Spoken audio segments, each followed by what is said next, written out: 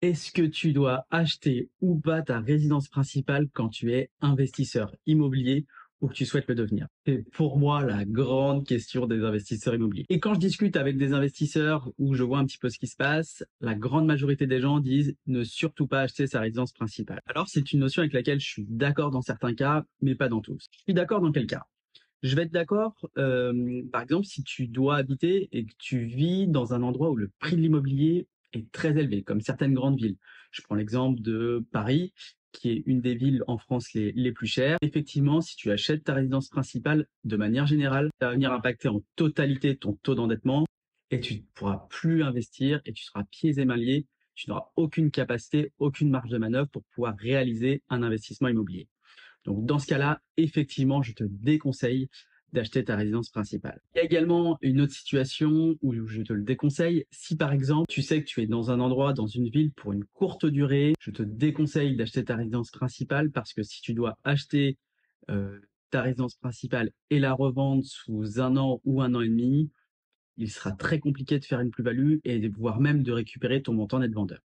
Sauf si tu as des capacités de marchand de biens et que tu vas être capable de valoriser un bien ou de solder une situation, auquel cas tu pourras faire une plus-value. Mais il faut savoir que quand tu achètes un bien, les frais de notaire et les frais d'agence représentent en moyenne entre 10 et 15% du prix d'acquisition. Ce qui veut dire qu'il va falloir qu'en 1 an, 1 an et demi, tu fasses au minimum une plus-value de 15% par rapport au bien que tu as acheté. Donc sur un marché classique et un marché plutôt linéaire, c'est quelque chose d'assez compliqué, surtout si tu ne règles aucun problème et que tu ne valorises pas le bien. Alors effectivement, comme tu le vois, il y a des cas où je te le déconseille, mais il y a aussi pas mal de cas ou pas mal de situations où je vais te conseiller d'acheter ta résidence principale et on va les voir tout de suite. Alors, le premier cas où je vais te le conseiller, il y a des endroits en France où si tu fais un financement sur 20 ou 25 ans, tu vas pouvoir avoir une mensualité bien inférieure au montant du loyer que tu devrais payer. Et d'ailleurs, le fait d'acheter en résidence principale va te permettre d'obtenir un crédit beaucoup plus facilement, d'avoir des taux plus intéressants et surtout une durée la plus longue possible. Si tu souhaites vivre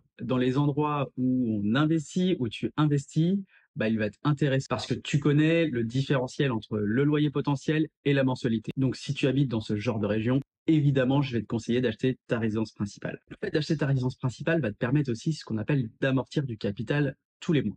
Parce que dans la mensualité que tu vas reverser à la banque tous les mois, il y a une partie d'intérêt et une partie de capital.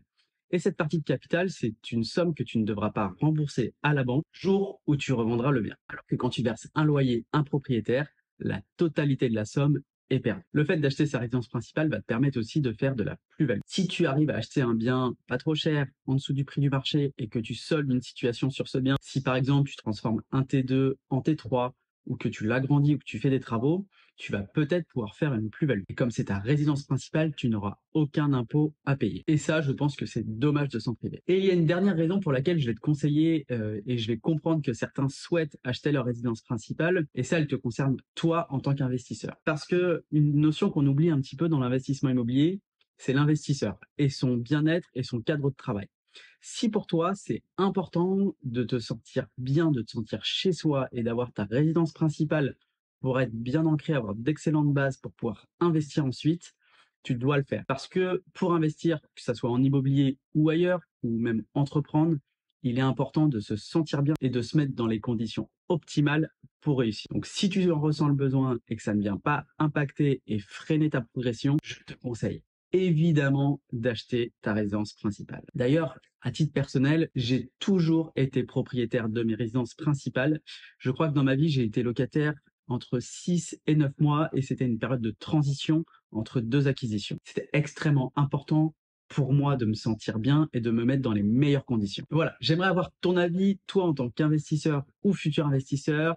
Quel est ton avis sur l'acquisition ou non de la résidence principale? Si cette vidéo t'a plu, n'hésite pas à la liker et surtout à t'abonner à la chaîne. Comme tu le vois sur cette chaîne, on parle investissement et investissement immobilier et je publie au minimum une vidéo par semaine.